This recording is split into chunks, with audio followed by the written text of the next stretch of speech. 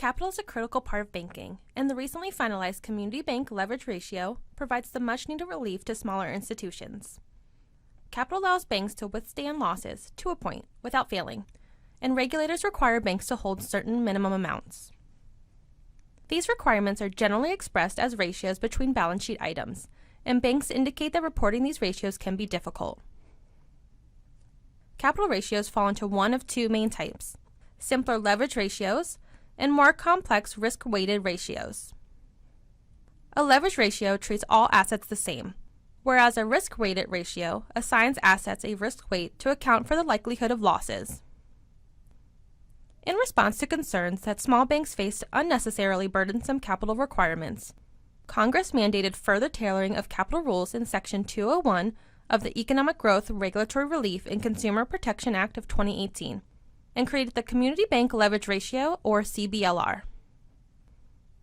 Under the provision, a bank with less than $10 billion in assets that meets certain risk profile criteria will have the option to meet a CBLR requirement instead of the existing more complex risk-weighted requirements.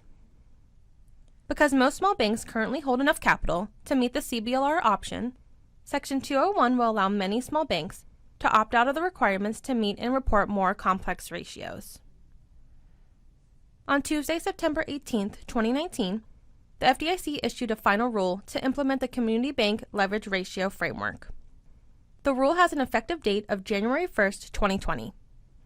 To be a qualifying community banking organization for the CBLR framework, you must have a leverage ratio greater than 9%, have less than $10 billion in average total consolidated assets, have off-balance sheet exposures of 25% or less of total consolidated assets, have trading assets plus trading liabilities of 5% or less of total consolidated assets, and not be an advanced approaches banking organization.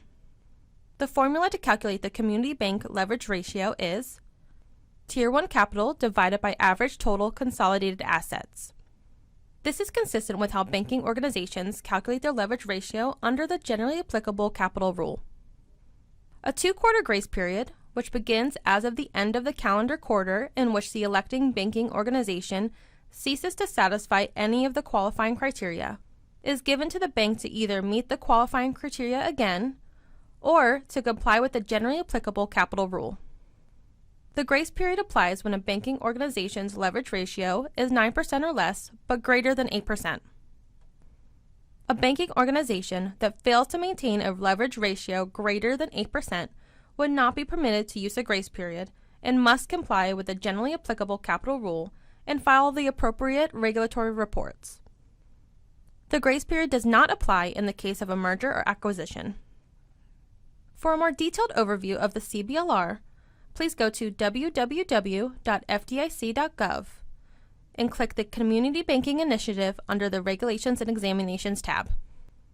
If you have any questions about the CBLR, please contact Mike Townsley at the email address or phone number shown. Thank you for watching.